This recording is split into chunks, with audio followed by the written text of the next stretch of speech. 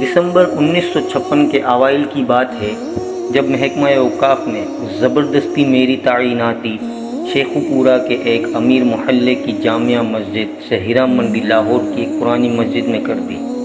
وجہ یہ تھی کہ میں نے قریبی علاقے کے ایک کونسلر کی مسجد کے لاؤڈ اسپیکر پہ تعریف کرنے سے انکار کر دیا تھا۔ شومئی قسمت کہ وہ کونسلر محکمہ اوقاف کے ایک بڑے افسر کا بھتیجا تھا۔ نتیجتاً میں لاہور شہر کے بدنام ترین علاقے میں تعینات ہو چکا تھا۔ بے شک کہنے کو میں مسجد کا امام جا رہا تھا، مگر علاقے کا بدنام ہونا اپنی جگہ۔ جو سنتا تھا ہنستا تھا یا پھر اظہار افسوس کرتا تھا۔ محکمے کے ایک کلرک نے تو حد ہی کر دی۔ تنخواہ کا ایک معاملہ حل کرانے اس کے پاس گیا تو میری پوسٹنگ کا سن کر ایک آنکھ دبا کر بولا، قبلہ مولوی صاحب، آپ کی تو 5 انگلیاں گھی میں ہیں اور سر کراہی میں۔ یہ سن کر تو گویا میں زمین سے 6 فٹ نیچے گر گیا۔ پھر اللہ بھلا کرے میری بیوی کا، جس نے مجھے تسلی دی اور سمجھایا کہ امامت ہی تو ہے کسی بھی مسجد میں صحیح، اور میرا کیا ہے، میں تو ویسے بھی گھر سے نکلنا پسند نہیں کرتی، پردے کا کوئی مسئلہ نہیں ہوگا، اور پھر ہمارے کون سے کوئی بچے ہیں کہ ان کے بگڑنے کا ڈر ہو۔ بیوی کی یہ بات سن کر تھوڑا دل کو اطمینان ہوا اور ہم نے سامان باندھنا شروع کیا۔ بچوں کا ذکر چھڑ ہی گیا تھا تو یہ بتاتا چلوں کہ شادی کے 22 سال گزرنے کے باوجود اللہ نے ہمیں اولاد جیسی نعمت سے محروم ہی رکھنا مناسب سمجھا تھا۔ خیر اب تو شکوہ شکایت بھی چھوڑ چکے تھے دونوں میاں بیوی۔ جب کسی کا بچہ دیکھ کر دل دکھتا تھا تو میں یاد الہی میں دل لگا لیتا اور وہ بلی مانس کسی کونے قدرے میں منہ دے کر کچھ آنسو بہا لیتی۔ سامان باندھ کر ہم دونوں میاں بیوی نے اللہ کا نام لیا اور لاہور جانے کے لیے ایک پرائیویٹ بس میں سوار ہو گئے۔ بادامی باغ اڈے پر اترے اور ہیرا منڈی جانے کے لیے سواری کی تلاش شروع کی۔ ایک ٹانگے والے نے مجھے پتہ بتانے پر اوپر سے نیچے تلک دیکھا اور پھر برقعے میں ملبوس عورت ساتھ دیکھ کر 40 روپے کے عوض لے جانے کی حامی بھری۔ ٹانگا چلا تو کوچ پانگ نے میری ناقص معلومات میں یہ کہہ کر اضافہ کیا کہ میاں جی جہاں آپ کو جانا ہے اسے ہیرا منڈی نہیں ٹبی گلی کہتے ہیں۔ 15-20 منٹ میں ہم پہنچ گئے۔ دوپہر کا وقت تھا، شاید بازار کھلنے کا وقت نہیں تھا۔ دیکھنے میں تو عام سا محلہ تھا، وہی ٹوٹی پھوٹی گلیاں، میلے کرتوں کے غلیظ دامن سے ناک پہنچتے ننگ دھڑنگ بچے، نالیوں میں کالا پانی اور کوڑے کے ڈھیروں پر منڈلاتی بے حساب مکھیاں، سبزیوں پھلوں کے ٹھیلے والے اور ان سے بحث کرتی کھڑکیوں سے آدھی باہر لٹکی عورتیں۔ فرق تھا تو صرف اتنا کہ پان سگریٹ اور پھولوں والوں کی دکان کچھ زیادہ تھیں۔ دکانیں تو بند تھیں مگر ان کے نئے پرانے بورڈ ان کے کاروبار کی خبر دے رہے تھے۔ مسجد کے سامنے ٹانگا کیا رکا، مانو محلے والوں کی عید ہو گئی۔ پتہ نہیں کن کن کونے قدروں سے بچے اور عورتیں نکل کر جمع ہونے لگی۔ ملی جلی آوازوں نے آسمان سر پر اٹھا لیا۔ اب نیا مولوی ہے، بیوی بھی ساتھ ہے، پچھلے والے سے تو بہتر ہی ہوگا۔ کیا پتہ لگتا ہے بہن، مرد کا کیا اعتبار۔ ہاں صحیح کہتی ہو، داڑھی والا مرد تو اور بھی خطرناک، عجیب طوفان بدتمیز تھا۔ مکالموں اور فقروں سے یہ معلوم پڑتا تھا جیسے طوائفوں کے محلے میں مولوی نہیں، شرفا کے محلے میں طوائف وارد ہوئی ہو۔ اس سے پہلے کہ میرے ضبط کا پیمانہ لبریز ہوتا، خدا خوش رکھے غلام شبیر کو جو مولوی صاحب کرتا دورہ آیا اور ہجوم کو وہاں سے بھگا دیا۔ پتہ چلا کہ مسجد کا خادم ہے اور عرصہ 25 سال سے اپنے فرائض منصبنی نہایت محنت اور دیانتداری سے ادا کر رہا تھا۔ بھائی طبیعت خوش ہو گئی اس سے مل کے۔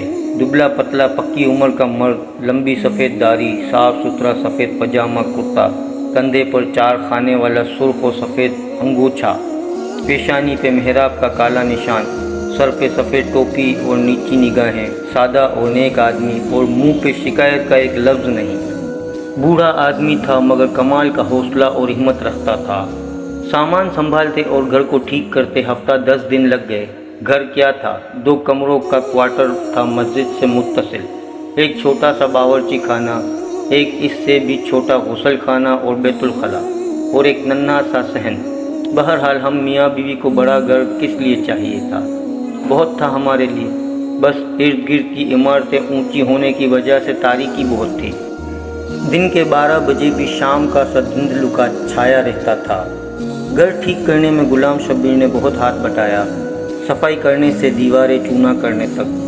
تھوڑا کریدنے پر پتہ چلا کہ یہاں آنے والے ہر امام مسجد کے ساتھ غلام شبیر اس کا کام بھی کرتا تھا۔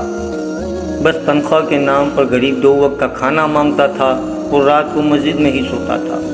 یوں اس کو رہنے کی جگہ مل جاتی تھی اور مسجد کی حفاظت بھی ہو جاتی تھی۔ ایک بات جب سے میں آیا تھا دماغ میں کھٹک رہی تھی، سو ایک دن غلام شبیر سے پوچھ ہی لیا، میاں یہ بتاؤ کہ پچھلے امام مسجد کے ساتھ کیا ماجرا گزرا؟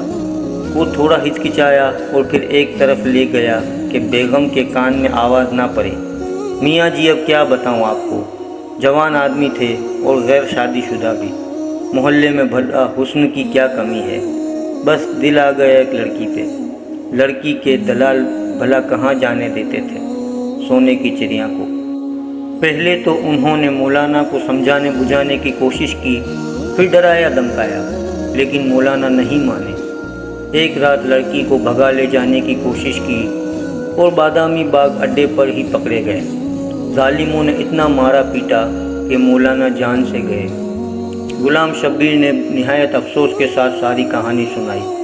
پولیس وغیرہ قاتل پکڑے نہیں گئے؟ میں نے گھبرا کر پوچھا۔ غلام شبیر ہنسنے لگا، کمال کرتے ہیں آپ بھی میاں جی، پولیس بھلا ان لوگوں کے چکروں میں کہاں پڑتی ہے، بس اپنا بھتہ وصول کیا اور غائب۔ اور ویسے بھی کوتوال صاحب خود اس لڑکی کے عاشقوں میں شامل تھے۔ لا حول ولا قوت الا باللہ، کہاں اس جہنم میں پھنس گئے۔ میں یہ سب سن کر سخت پریشان ہوا۔ آپ کیوں فکر کرتے ہیں میاں جی، بس چپ کر کے نماز پڑھیں اور پڑھائیں۔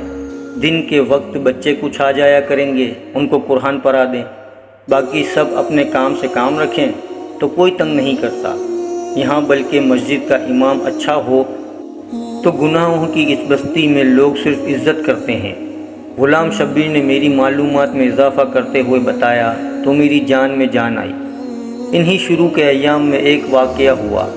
پہلے دن ہی دوپہر کے کھانے کا وقت ہوا تو دروازے پر کسی نے دستک دی۔ غلام شبیر نے جا کے دروازہ کھولا اور پھر ایک کھانے کی ڈھیلی چھتری لے کر اندر آ گیا۔ میری سوالیہ نگاہوں کے جواب میں کہنے لگا، نورا نے کھانا بھجوایا ہے، پڑوس میں رہتی ہے۔ میں کچھ نہ بولا اور نہ ہی مجھے کوئی شک گزرا، سوچا ہوگی کوئی اللہ کی بندی۔ اور پھر امام مسجد کے گھر کا چولہا تو ویسے بھی کم ہی جلتا ہے۔ بہرحال جب اگلے 2 دن بھی یہی معاملہ ہوا تو میں نے سوچا کہ یہ کون ہے جو بغیر کوئی احسان جتائے احسان کیے جا رہی ہے۔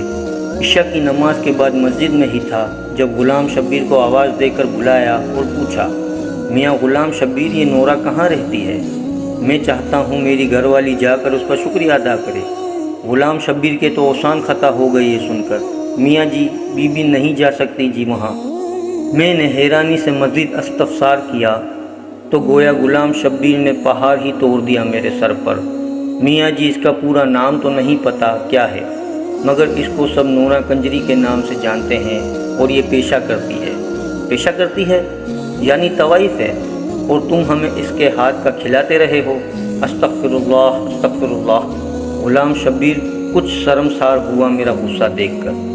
تھوڑی دیر بعد ہمت کر کے بولا، میاں جی یہاں تو سب ایسے ہی لوگ رہتے ہیں، ان کے ہاتھ کا نہیں کھائیں گے پئیں گے تو مستقل چولہا جلانا پڑے گا، جو آپ کی تنخواہ میں ممکن نہیں۔ یہ سن کر میرا غصہ اور تیز ہو گیا۔ ہم شریف لوگ ہیں غلام شبیر، بھوکے مر جائیں گے مگر طوائف کے گھر کا نہیں کھائیں گے پئیں گے۔ میرے تیور دیکھ کر غلام شبیر کچھ نہ بولا، مگر اس دن کے بعد سے نورا کنجری کے گھر سے کھانا کبھی نہ آیا۔ جس مسجد کا میں امام تھا، عجیب بات یہ تھی کہ اس کا کوئی نام نہیں تھا، بس ٹبی مسجد کے نام سے مشہور تھی۔ ایک دن میں نے غلام شبیر سے پوچھا کہ میاں نام کیا ہے اس مسجد کا؟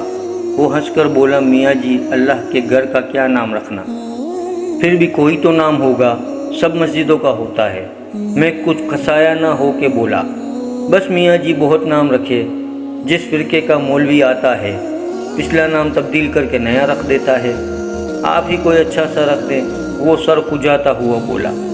میں سوچ میں پڑ گیا کہ گناہوں کی اس بستی میں اس واحد مسجد کا کیا نام رکھا جائے مسجد کا؟ ہاں، موتی مسجد ٹھیک رہے گا۔ گناہوں کے کیچڑ میں چمکتا پاک صاف موتی۔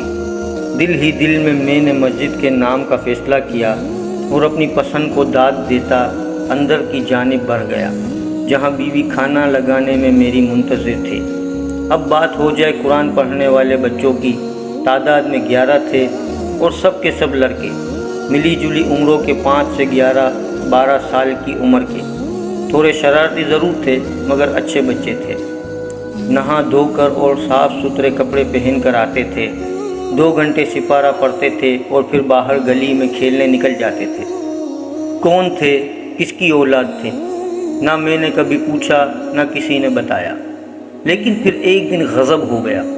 قرآن پڑھنے والے بچوں میں ایک بچہ نبیل نام کا تھا۔ یوں تو اس میں کوئی خاص بات نہ تھی، لیکن بس تھوڑا زیادہ شرارتی تھا۔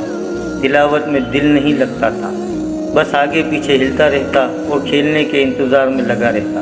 میں بھی درگزر سے کام لیتا کہ چلو بچہ ہے، لیکن ایک دن ضبط کا دامن میرے ہاتھ سے چھوٹ گیا۔ اس دن صبح سے ہی میرے سر میں ایک عجیب سا درد تھا۔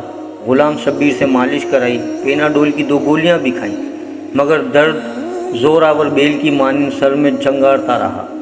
درد کے باوجود اور غلام شبیر کے بہت منع کرنے پر بھی میں نے بچوں کا ناغہ نہیں کیا۔ نبیل بھی اس دن معمول سے کچھ زیادہ ہی شرارتیں کر رہا تھا، کبھی ایک کو چھیڑ کر کبھی دوسرے کو۔ جب اس کی حرکتیں حد سے بڑھ گئیں تو یکا یک میرے دماغ پر غصے کا بھوت سوار ہو گیا اور میں نے پاس رکھی لکڑی کی ریل اٹھا کر نبیل کے دے ماری۔ میں نے نشانہ تو کمر کا لیا تھا، مگر خدا کا کرنا ایسا ہوا کہ ریل بچے کے پیشانی پر جا لگی۔ خون بہتا دیکھ کر مجھے میرے سر کا درد بھول گیا اور میں نے گھبرا کر غلام شبیر کو آواز دی۔ وہ گھڑی بھاگتا ہوا آیا اور بچے کو اٹھا کر پاس والے ڈاکٹر کے کلینک پر لے گیا۔ خدا کا شکر ہوا کہ چوٹ گہری نہیں لگی تھی، مرہم پٹی سے کام چل گیا اور ٹانکے نہ لگے۔ خیر، باقی بچوں کو فارغ کر کے مسجد کے دروازے پر پہنچا ہی تھا کہ چادر میں لپٹی ایک عورت نے مجھے آواز دے کر روک لیا۔ میں نے دیکھا کہ وہ عورت دہلیز پہ کھڑی مسجد کے دروازے سے لپٹی رو رہی تھی۔ 40-45 کا سن ہوگا، معمولی شکل و صورت، سانولا رنگ اور چہرے پر پرانی چیچک کے گہرے داغ، آنسوؤں میں ڈوبی آنکھیں اور گالوں پر بہتا کالا سرما۔ زیور کے نام پر کانوں میں لٹکی سونے کی ہلکی سی بالیاں اور ناک میں چمکتا سستا سرخ نگ کا لونگ۔ چادر بھی سستی مگر صاف ستھری اور پاؤں میں ہوائی چپل۔ کیا بات ہے بی بی، کون ہو تم؟ میں نے حیرانگی سے اس سے پوچھا۔ میں نورا ہوں مولوی صاحب، اس نے چادر کے پلو سے ناک پونچھتے ہوئے کہا۔ نورا کنجری؟ میرے تو گویا پاؤں تلے زمین ہی نکل گئی۔ میں نے ادھر ادھر غلام شبیر کی تلاش میں نظریں دورائیں، مگر وہ تو نبیل کی مرہم پٹی کرا کے اور اس کو اس کے گھر چھوڑنے کے بہانے نہ جانے کہاں غائب تھا۔ جی نورا کنجری، اس نے نظریں جھکا کر اپنا نام کا اقرار کیا۔ مجھے کچھ دیر کے لیے اپنے منہ سے نکلنے والے اس کی گالی جیسی عرفیت پہ شرمندگی ہوئی، مگر پھر خیال آیا کہ وہ طوائف تھی اور اپنی بری شہرت کی ذمہ دار۔ شرمندگی اس کو ہونی چاہیے تھی، مجھے نہیں۔ پھر اچانک مجھے احساس ہوا کہ میری موتی جیسی مسجد میں اس طوائف کا ناپاک وجود کسی غلاظت سے کم نہیں تھا۔ باہر نکل کے کھڑی ہو، مسجد کو گندہ نہ کر بی بی۔ میں نے نفرت سے باہر گلی کی جانب اشارہ کیا۔ اس نے کچھ اس حیرانگی سے آنکھ اٹھا کر میری طرف دیکھا جیسے اسے مجھ سے اس رویے کی امید نہ ہو۔ ڈبڈبائی آنکھوں میں ایک لمحے کے لیے اس کی انکہی فریاد کی لو بھڑکی، لیکن پھر کچھ سوچ کر اس نے آنسوؤں کے پانی میں احتجاج کے ارادے کو غرق کیا اور بغیر کوئی اور بات کیے چلی گئی۔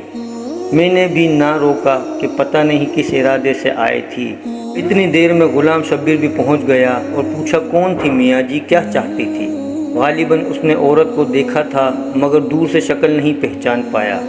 نورا کنجری تھی، پتہ نہیں کیوں آئی تھی، مگر میں نے بھی وہ ڈانٹ پلائی کہ آئندہ اس پاک جگہ کا رخ نہیں کرے گی۔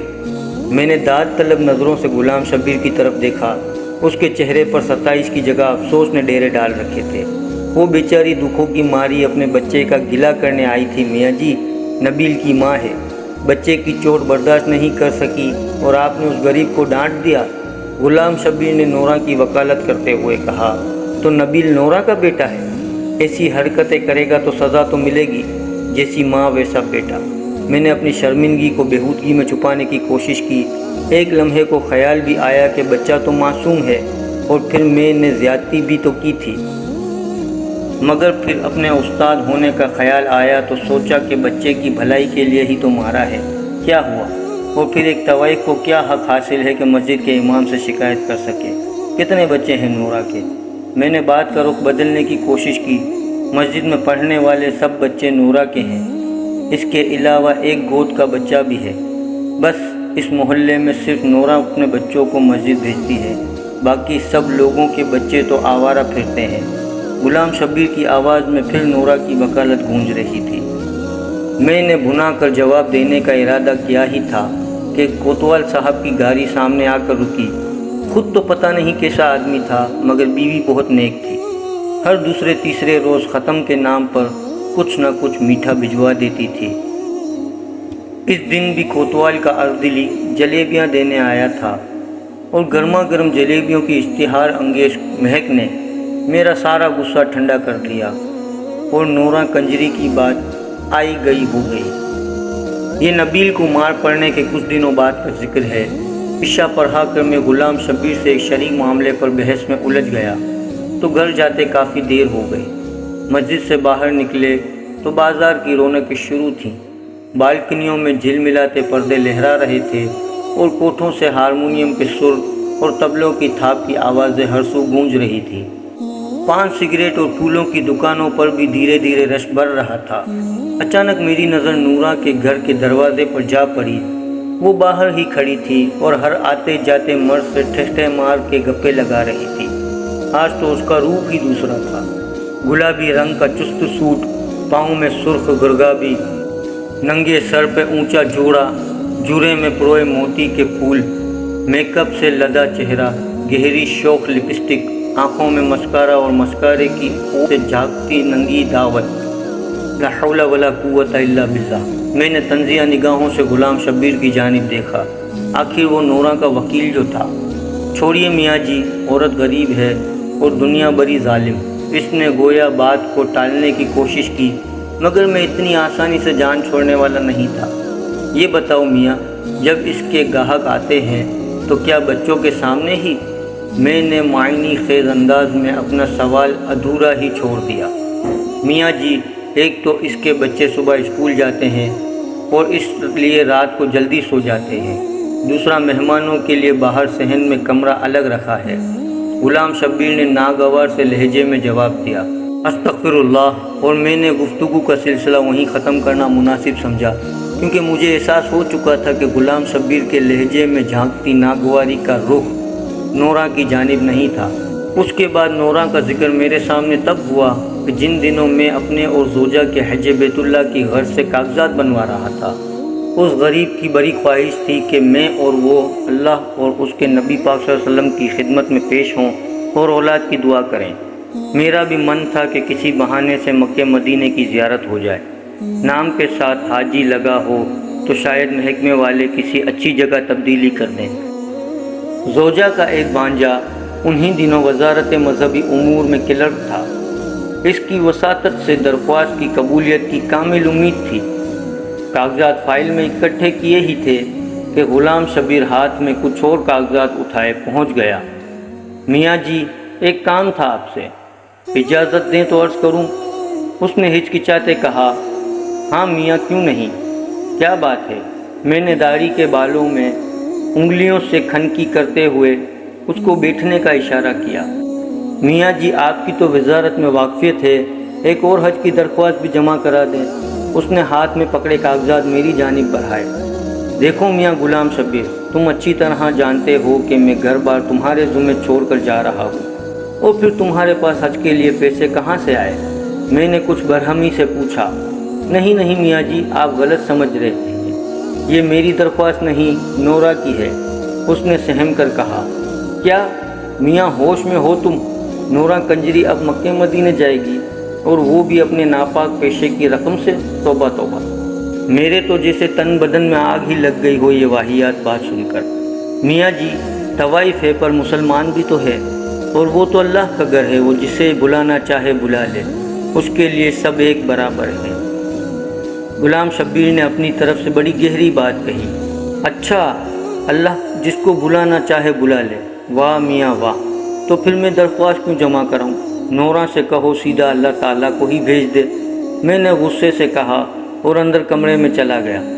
زوجہ کا بھانجا برخوردار نکلا اور اللہ کے فضل و کرم سے میری اور زوجہ کی درخواست قبول ہو گئی۔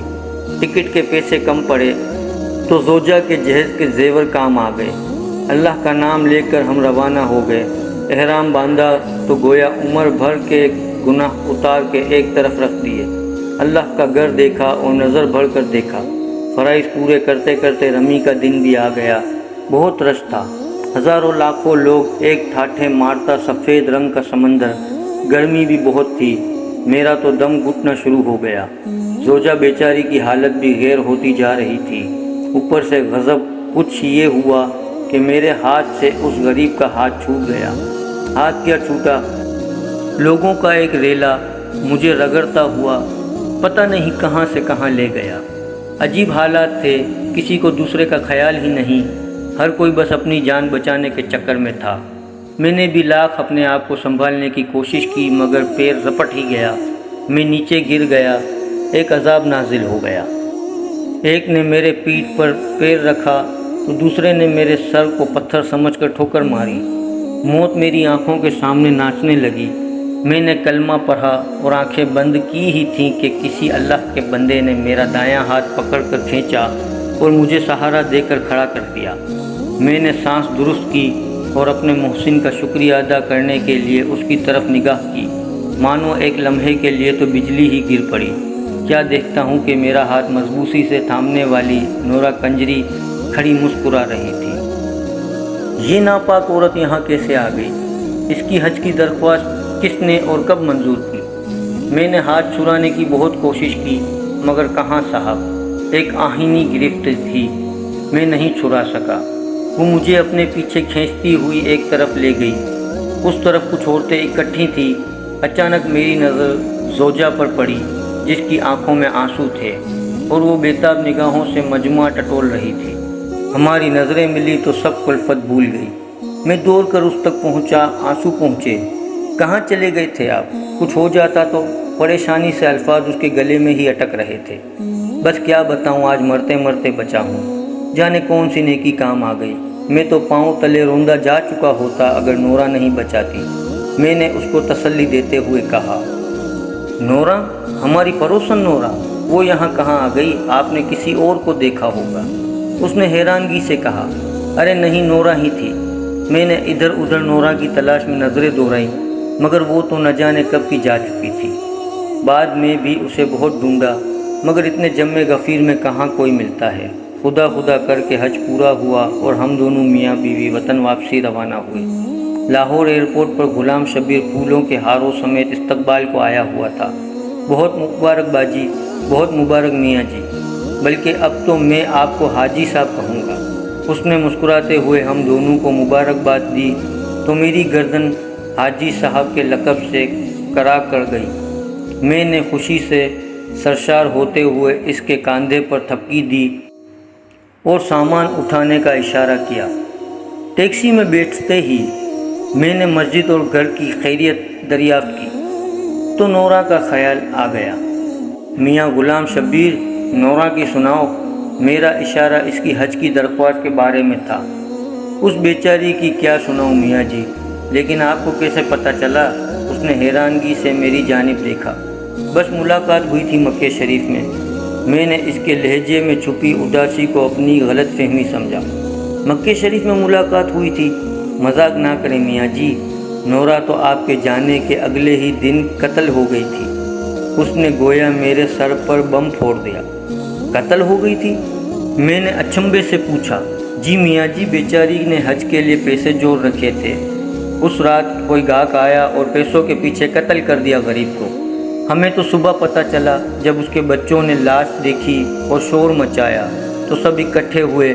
पुलिस वाले भी पहुंच गए और उसकी लाश को पोस्टमार्टम के लिए ले गए। अभी कल ही मुर्दा खाने से मैयत लेकर आया हूँ, आज सुबह ही तदफीन की है उसकी। गुलाम शब्बीर की आवाज़ आंसुओं में भीग रही थी। कातिल का कुछ पता चला? मैं अभी भी हैरानगी की गिरफ्त में था।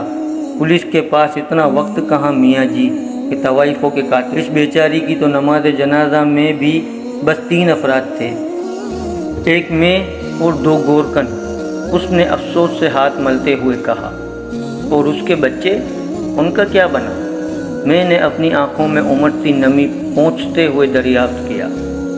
कोई लड़का पैदा होता है तो ज़्यादातर उसे रातों रात उठाकर कूड़े के ढेर में फेंक दिया जाता है। वो सब ऐसे ही बच्चे थे। नोरा सब जानती थी कि कब किसके घर और कहाँ बच्चा पैदा होने वाला है। बस लड़का होता तो उठाकर अपने घर ले आती। कहने को तो तवाइफ थी मियाँ जी, मगर मैं गवाह हूँ, गरीब जितना कमाती बच्चों पर ही खर्च करती थी। बस थोड़े बहुत अलग करके हज पर जाने के लिए जमा कर रखे थे, वो भी उसका कातिल लूट कर ले गया। ये बताओ गुलाम शब्बीर, जब मैंने इसकी दरख्वास्त जमा कराने से इनकार किया तो उसने क्या कहा? मुझ पर हकीकतों के दर खुलना शुरू हो चुके थे। बस मियाँ जी क्या कहती बेचारी। आंखों में आंसू आ गए। आसमान की जानिब हाथ उठाए और कहने लगी, अब तू ही इस कंजरी को बुलाए तो बुला ले। मुझ पर तो घड़ों पानी पड़ गया। तासुफ की एक आंधी चल रही थी, हवा के दोष मेरी खताएं उड़ रही थीं, गुनाहों की मट्टी चल रही थी और मेरी आंखें अंधियाई जा रही थीं। आप क्यों रोते हो मियाँ जी? आप तो नापाक कहते थे उसको। गुलाम शब्बीर ने हैरानगी से मेरी आंसुओं से तर दाढ़ी देखते हुए कहा। क्या कहूँ गुलाम शब्बीर कि क्यों रोता हूँ? वो नापाक नहीं थी, नापाक तो हम हैं जो दूसरों की नापाकी का फैसला कर पड़ते हैं। नूरा तो अल्लाह की बंदी थी, अल्लाह ने अपने घर बुला लिया। मेरी मुज़ामत बड़ी हिचकियाँ बंद होने का नाम नहीं ले रही थी। वो गुलाम शब्बीर ना समझते हुए मुझे तसल्ली दे रहा था। टैक्सी मोहल्ले में दाखिल हुई और मस्जिद के सामने खड़ी हो गई। उतरा ही था कि नूरा के दरवाजे पर नज़र पड़ी। एक हुजूम इकट्ठा था वहाँ। क्या बात है गुलाम शब्बीर, लोग अब क्यों इकट्ठे हैं? मियाँ जी, मेरे ख्याल में पुलिस वाले कैदी सेंटर वाले को लेकर आए हैं और वही लोग बच्चों को ले जाएंगे। इन गरीबों की कोई देखभाल करने वाला नहीं। गुलाम शब्बीर ने कुछ सोचते हुए कहा। मैंने जोजा का हाथ पकड़ा और गुलाम शब्बीर को पीछे आने का इशारा करके नोरा के घर के दरवाजे की जानिब बढ़ गया। कहाँ चले मियाँ जी? गुलाम शब्बीर ने हैरानगी से पूछा। नोरा को बच्चों को लेने जा रहा हूँ। आज से वो मेरे बच्चे हैं। और हाँ, मस्जिद का नाम मैंने सोच लिया है। आज से इस मस्जिद का नाम नूर मस्जिद होगा। वीडियो पसंद आई हो तो लाइक और शेयर ज़रूर कीजिएगा और हमारे चैनल पर अगर नए हैं तो सब्सक्राइब करके बेल नोटिफिकेशन ऑन कर दें ताकि इसी तरह की ज़बरदस्त वीडियो आप तक सबसे पहले पहुंच सके। शुक्रिया।